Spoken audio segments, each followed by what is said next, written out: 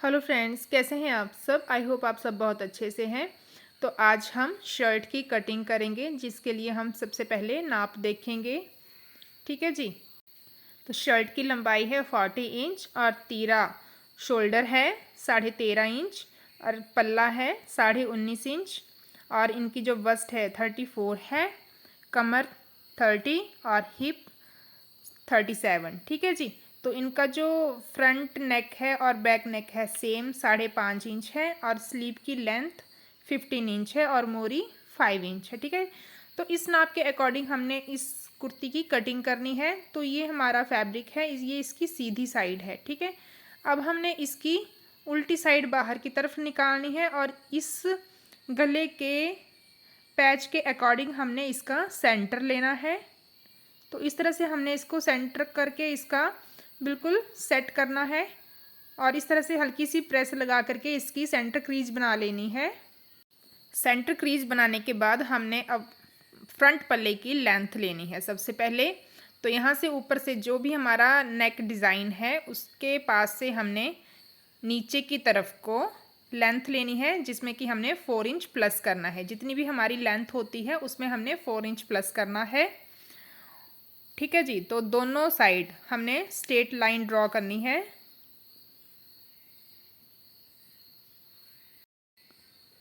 Line draw करने के बाद हमने पल्ले की यानी कि घेरे की चौड़ाई लेनी है, जो कि हमारा घेरा 19.5 इंच है। तो उसमें भी हमने 4 इंच प्लस करके 23.5 इंच हो गया। तो उसका हमने हाफ लेना है। तो उसका हाफ आ गया जी 12.25 इंच। ठीक है जी। तो 12.25 इंच हमने इसकी चौड़ाई लेकर के पल्ले की चौड़ाई लेकर के यहाँ पर हमने स्ट्रेट लाइन ड्रॉ कर लेनी है और इसको अब हमने कट करना है। जिस तरह से हमने लाइन ड्रॉ की है उसी हिसाब से हमने इसकी कटिंग करनी है। कटिंग करने के बाद ये हमारी फ्रंट पल्ला जो है वो कट के आ गया है। अब हमने बैक पल्ला निकालना है। ठीक है जी। अब इसके आगे जो भी हमारा फैब्रिक बचा है वो स्लीव्स है और यहाँ से हमने इसके सेंटर से यहाँ से कट कर देना है। अब हमने बैक पल्ला निकालना है। तो उसी तरह से हमने कपड़े को फिर से फोल्ड करना है। तो आप देख सकते हैं इसमें फ्लावर हैं, तो ये दोनों फ्लावर हमने लेने हैं। तो उस हिसाब से हमने कपड़े को फोल्ड करना है और इसकी भी हमने लेंथ लेनी है 4 इंच प्लस करके।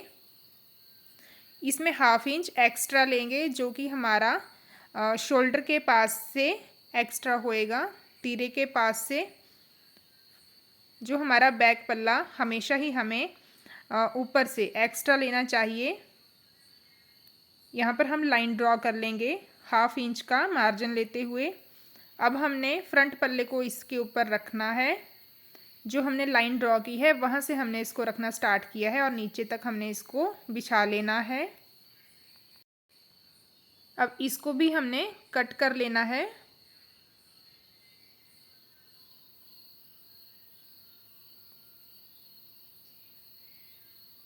एक्स्ट्रा फैब्रिक को साइड में करेंगे और इसके ऊपर हम ड्राफ्ट करेंगे। तो यहाँ पर हमने 6 इंच इसका तीरा लेना है, जो कि बैक नेक के हिसाब से लिया जाता है। तो बैक नेक यहाँ पर हमारा 5.5 इंच है, तो कोई ज़्यादा डीप नहीं है। तो उसके अकॉर्डिंग हमारे लिए 6 इंच का तीरा काफ़ी है और यहाँ पर हम हाफ इंच प्लस करके 6.5 लेंगे। ठीक है। 6.5 इंच हमने आर्म होल की लेंथ ली है। अब हमने यहाँ पर बस्ट पॉइंट का 1/4 करना है। तो यहाँ पर 34 हमारी बस्ट थी, तो यहाँ पर हमारा 8.5 इंच आता है। ठीक है जी। 8.5 इंच पर हमने निशान लगाना है और 2 इंच का हमने इसमें मार्जिन लेना है, जो कि कटिंग का होता है। अब यहाँ पर हमने लाइन ड्रॉ कर लेनी है।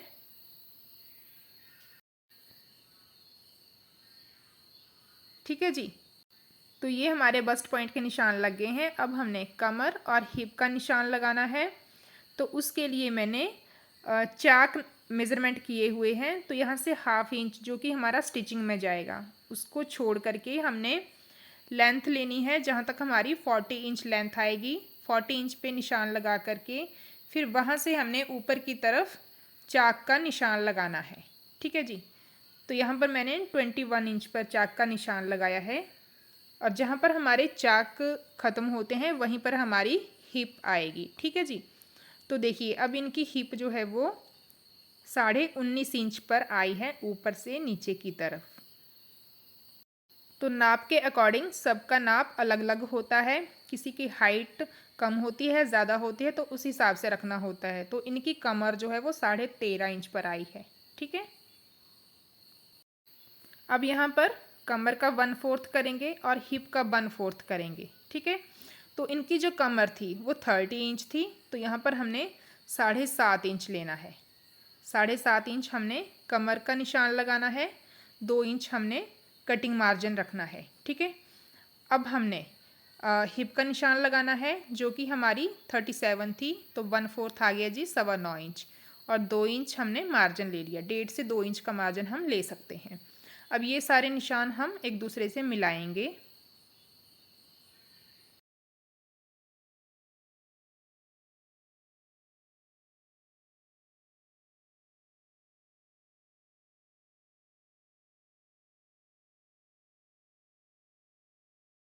तो अब नीचे का सारा ड्राफ्ट हो गया है। अब हमने आर्म होल की शेप देनी है। ठीक है।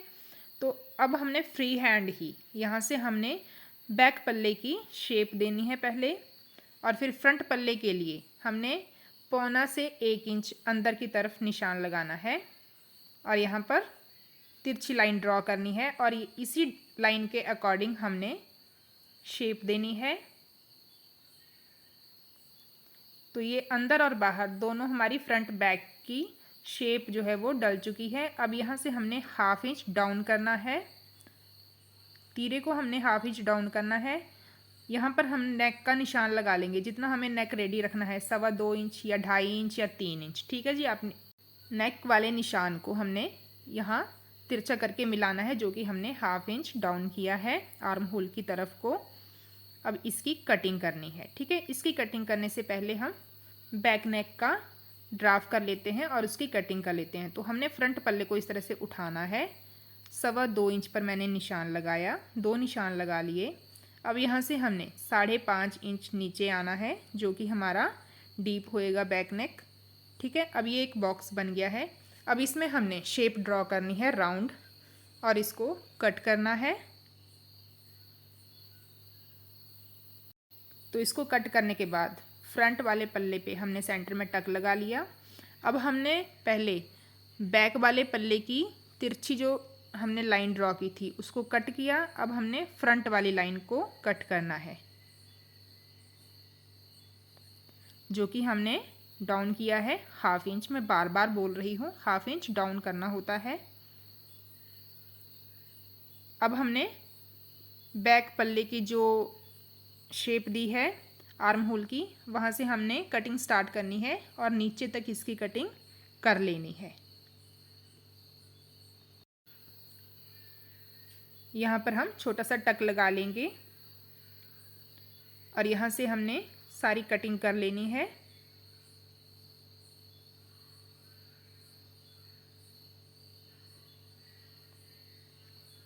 ठीक है जी। तो ये हो गई है। अब हमने कमर और हिप के पास टक लगा लेने हैं। हमें स्टिचिंग करते टाइम मुश्किल नहीं होती है, बड़े ही आराम से हम स्टिचिंग कर पाते हैं। तो ये टक हमने साथ साथ में लगाने होते हैं। ठीक है। अब हमने फ्रंट आर्म होल की कटिंग करनी है। जैसे हमने शेप ड्रॉ की है वैसे हमने इसकी कटिंग करनी है।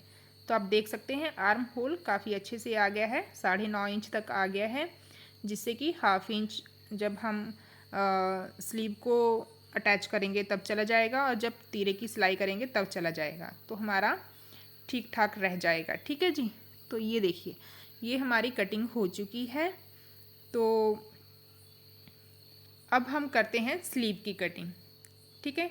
तो जो पल्ले के आगे से कपड़ा बचा था ना, वहीं से हमने स्लीव निकालनी है। तो बैक और फ्रंट दोनों पल्ले से बचा था, तो जो चौड़ाई में ज़्यादा है हम पहले उसको लेंगे। ठीक है। तो ये मैंने एक पीस ले लिया है, इसको फोल्ड किया है, और नीचे की तरफ से हमने मोरी की साइड से सीधी लाइन ड्रॉ करनी है, और जो भी हमारा अनइवन फैब्रिक है उसको हमने कट करना है।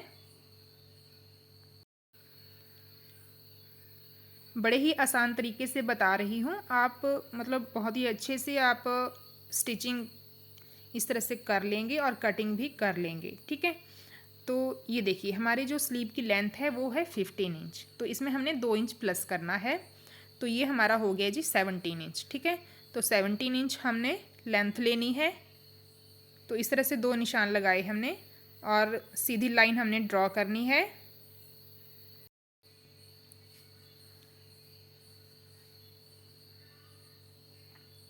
यहाँ से हमने लेंथ को कट कर लेना है, जितना हमें चाहिए था उतना हमने कट कर लेना है।